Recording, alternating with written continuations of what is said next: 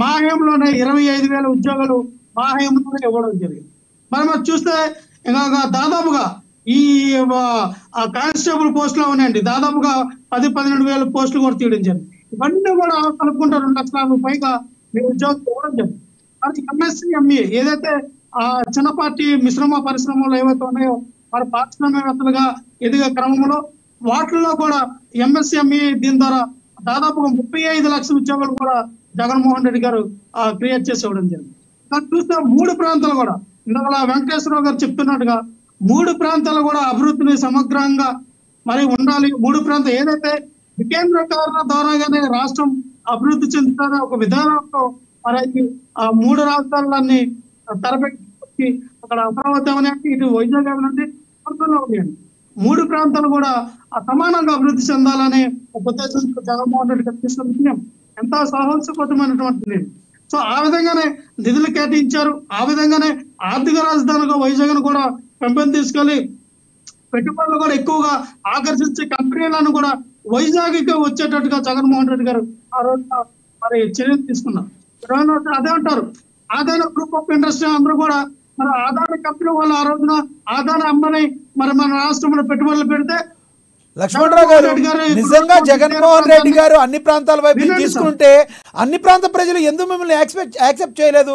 2024లో sir మీ విశాఖ ప్రజలు accept చేయలేదు. ఒక ఎలక్షన్ లో ఓడిపోవడానికి కారణాలు ప్రజలు యాక్సెప్ట్ చేయలేదని కాదండి, చాలా కారణాలు ఉన్నాయి. చాలా కారణాలు అందరూ తెలిసిందే. ఈ రోజున ఈవీఎంలు ఎక్కడ పడితే అక్కడ ట్యాంపరింగ్ జరుగుతూ ఉన్నాయి. నిన్న మనం చూసాం ఏదైతే ట్యాంపరింగ్ మీద కూటమి ప్రభుత్వం గెలిచింది అంటారు మీరు. మరి బీజేపీ వచ్చింది, జార్ఖండ్ లో కూడా మరి కాంగ్రెస్ 151 వచ్చినప్పుడు సార్ ఈ రోజున ఒక్క నిమిషం సార్, ఒక్క నిమిషం నేనేమంటానంటే ఖచ్చితంగా జరిగినటువంటి ఏం జరిగితే ప్రజలకు వెళ్ళి ఒకసారి ప్రజలను మనం అడిగితే ప్రతి ఒక్క మనిషి కూడా చెప్పేది ఒకటే, మేము ఓట్లు వేసినా మా ఓట్లు ఏమని అని ప్రతి సామాన్య ప్రజలు అంటూ ఉన్నారంటే ఇప్పుడు ట్యాంపరింగ్ జరిగిందని అందరికి విషయం తెలిసింది. కానీ దీన్ని ఏ విధంగా ఈ రోజు మీరు అనొచ్చు ఓడిపోతే ఈవీఎం అంటారా, గెలిస్తే మీరు 151 వచ్చే కదా అప్పుడు ఈవీఎం నేను అదే చెప్తున్నానండి. నేను ఈ మాట అనగానే మీరు అడుగుతారనే విషయం మాకు తెలుసు. నేనేమంటున్నానంటే ఖచ్చితంగా ఆ రోజున ఆ విధంగా ఉంటే జగన్మోహన్ రెడ్డి గారు ఈ రోజున 175 వైనాట్ 175 అన్నప్పుడు ఖచ్చితంగా 175 మీకు కొట్టేవాళ్ళు కదా. జగన్మోహన్ రెడ్డి గారు అలా క్రియేట్ చేయాలనుకుంటే ఖచ్చితంగా 175 మేమే కొట్టేవాళ్ళం. సో మేము అంటే ఏంటంటే లక్ష్మీనాథ్ గారు వాటి చెప్తా ఉన్నాం, మోడీ గారు ఎన్డీఏ కూటమి మోడీ గారిని వినియోగించుకొని ఎన్డీఏ కూటమి ఏదైతే ఈ రోజున మా సపోర్ట్ అని గవర్నమెంట్ ఏర్పడింది, మా సపోర్ట్ అని ఎన్డీఏ కూటమి సెంట్రల్ లో ఉందని చెప్పుకున్నటువంటి చంద్రబాబు నాయుడు గారు, పవన్ కళ్యాణ్ గారు ఖచ్చితంగా రాష్ట్రానికి తీసుకురావాల్సిన నిధులు ఏవైతే ఇందాక సోదాలు చెప్తా ఉన్నారు, రైల్వే జోన్ కి 59 ఎకరాలు కూడా కేటాయించలేదు. మీరు గతంలో మీరు ఆంధ్రజ్యోతి సాక్షి పేపర్ లో రాశారని మీరు అంటా ఉన్నారు. గతంలో చూసిన పేపర్లు చూడండి, 59 ఎకరాలు జగన్మోహన్ రెడ్డి గారు కేటాయిస్తే అప్రూవల్ కానీ ఏదైతే సెంట్రల్ గవర్నమెంట్ ఆ రోజున కనీసం బిల్ పాస్ చేయాలి పార్లమెంట్ లో, అది అలాగా కాలక్షేపంగా కనిపించదు తప్ప. ఎందుకంటే ఎవరైతే రైల్వే శాఖ మినిస్టర్ ఉన్నారో అశ్విని గారు, ఆ అశ్విని గారు ఒడిశాకి సంబంధించిన వ్యక్తి కాబట్టి మన వైజాగ్ కి ఆ రైల్వే జోన్ రానివ్వకుండా చాలా కాలం బట్టి ఆయన ఆపే ప్రయత్నం చేశారు. సో ఈ రోజున వస్తుంది అక్కడ కడతా ఉంటున్నారు, మంచిదే వెళ్ళనుకో, మీద అలాంటి వీటికి ఎవరు కూడా వద్దని చెప్పరు. ఎందుకంటే అల్టిమేట్ గా రాష్ట్రం అభివృద్ధి చెందాలి, రాష్ట్రం పెట్టుబడులు రావాలి, నిరుద్యోగులకి క్రియేట్ చేస్తున్నటువంటి 20 లక్షల ఉద్యోగులు కూడా వీళ్ళు ఇవ్వాలి, నిరుద్యోగ వృత్తి ఇవ్వలేదు. ఇంకొకటి ఆ లక్ష్మీనాథ్ గారు ఇదే సబ్జెక్ట్ కాకపోయినా, ఇదే సబ్జెక్ట్ కాదు కానీ ఒక్క నిమిషం ఈ మాట నేను చెప్తానండి. ఈయన అధికారంలోకి వచ్చినటువంటి సుమారు 6 నెలలు అవుతుంది. 108 వాళ్ళకి కూడా వాళ్ళకి జీతాలు ఇవ్వలేదు. ఎవరైతే స్కూల్లో ఆయాలుగా పనిచేస్తూ ఉన్నారో, ఎవరైతే అమ్మఒడి ఇచ్చిన దాంట్లో 1000 రూపాయలు 2000 ఖర్చు చేసి ఆయాలకి నెలకి జీతపత్యాలు వేసేవారో వాళ్ళకి ఇంతవరకు కూడా జీతాలు ఇవ్వాలి.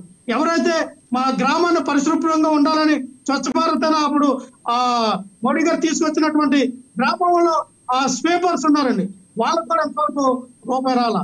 అంగన్వాడీ టీచర్లు కూడా ఇంతవరకు రూపాయి జీతం వేయాల. ఆశా వర్కర్లు కూడా ఇంతవరకు రూపాయి ఇలా. అంటే 6 నెలలు కలిసిన ఎవరికి చిన్నపాటి నిరుద్యోగులకు కూడా మీరు రూపాయి ఎక్కిపోతే వాళ్ళు ఎలా గడుపుతారు, వాళ్ళ యొక్క ఇల్లు ఎలా గడుస్తుంది అనేది ఖచ్చితంగా Right. ఈ రాష్ట్ర గవర్నమెంట్ ఆలోచించాలి. Right. వాళ్ళకి ఈ బడ్జెట్ లో ప్రవేశపెట్టి ఖచ్చితంగా వాళ్ళ జీతాలు ఇప్పటికైనా ఇవ్వాలని ప్రభుత్వాన్ని కోరుకుంటున్నాం. రైట్ లక్ష్మణరావు గారు, మళ్ళీ వస్తాం మీ దగ్గరికి. మనతోటి సీనియర్ జర్నలిస్ట్ అక్షర్ సత్యం గారు ఫోన్ ద్వారా అందుబాటులో ఉన్నారు, ఆయనతో మాట్లాడదాం. అక్షర్ సత్యం గారు నమస్తే అండి. సార్ నమస్కారం సార్, మీకు అక్కడ ప్యానల్లో ఉన్న ప్రజలందరూ కూడా నమస్కారం సార్.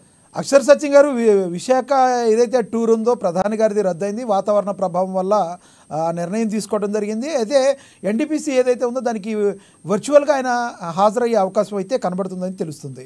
రానున్న రోజుల్లో కేంద్ర ప్రభుత్వం ఆంధ్రప్రదేశ్ అభివృద్ధికి చిత్తశుద్ధి నిరూపించుకోవడానికి రెడీగా ఉంది అనుకోవచ్చా ఈ యొక్క పరిణామాలు చూస్తూ ఉంటే, రైల్వే జోన్ విషయంలో కానీ?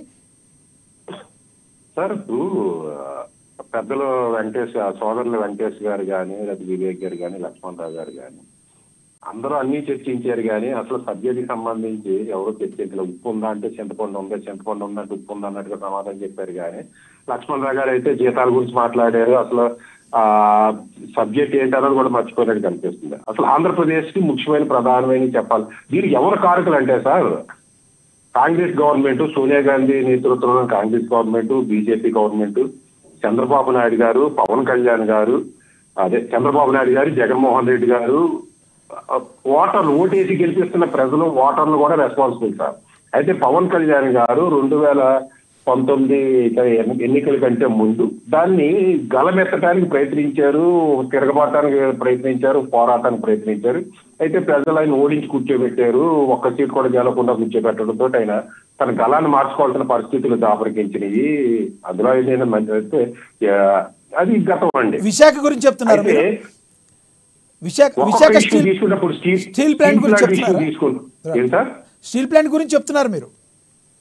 అదే ఇప్పుడు స్టీల్ ప్లాంట్ గురించి చూసుకుంటే ఇప్పుడు ఎవరు రెస్పాన్సిబుల్ అంటే సార్, రాజశేఖర రెడ్డి గారు రెస్పాన్సిబుల్ స్టీల్ ప్లాంట్ ప్రస్తుత పరిస్థితికి అని చెప్పాలి సార్. ఎందుకంటే ఓబులాపురం మైన్స్ కేటాయించేటప్పుడు కానీ, లేదా బయ్యారం మైన్స్, ఓబులాపురం మైన్స్ గాలి జనార్దన్ రెడ్డి బ్రదర్స్ కేటాయించడం, ఇది ఓబులాపురం మైన్స్, బయ్యారం మైన్స్ ఏమో మన రాజశేఖర రెడ్డి గారు అల్లుడి గారికి లీజ్ ఇప్పించడం. అప్పుడు స్టీల్ ప్లాంట్ కి ఎంతో కొంత కేటాయించి ఉంటే ఇవాళ ఈ పరిస్థితి ఉండేది కాదు సార్. సార్ నా సౌండ్ నాకే వస్తుంది. పర్లేదు వినపడుతుంది, చెప్పండి ప్లీజ్. రాజశేఖర రెడ్డి గారు ఆ వ్యక్తిగత స్వార్థంతో, లేదా ఆ గాలి బ్రదర్స్ కి, లేదా శర్మిలా గారి భర్తకి, లేదా అదేంటది రక్షణ స్టీల్స్ కి ఉన్న సంబంధాలతోటి కేటాయించకుండా స్టీల్ ప్లాంట్ కేటాయించి ఉంటే ఈ 1000 ఎకరాలు, లక్షల ఎకరాలు ఇవాళ స్టీల్ ప్లాంట్ కి ఈ దౌర్భాగ్య పరిస్థితి వచ్చి ఉండేది కాదు సార్. రాజశేఖర రెడ్డి గారు చేసిన తప్పుని